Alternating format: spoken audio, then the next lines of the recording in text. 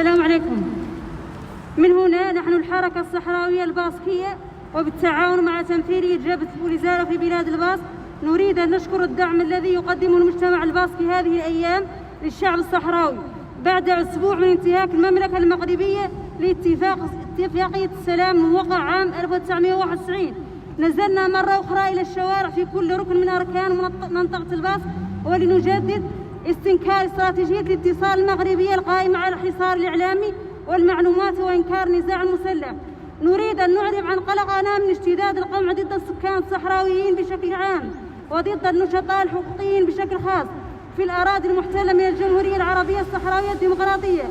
نتهم الأمم المتحدة وبعثتها الاستفتاء في الصحراء الغربية بالفتور الذي أبدته خلال 45 عام في مواجهة معاناة الشعب الصحراوي.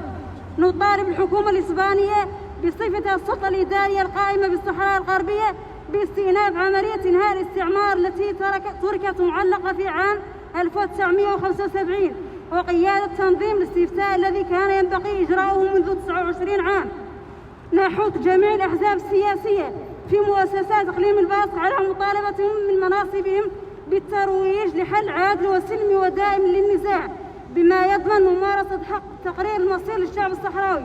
وفي الأخير نجدد امتناننا لجميع الأشخاص الذين شاركوا في التحركات هذه الأيام الأخيرة ونشجعهم على مواصلة دعمهم للشعب الصحراوي في مطالبه المشروعة.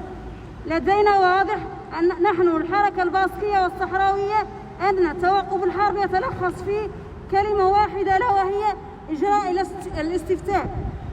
شكرا. لا بديل لا بديل. صحراء اسكتوا.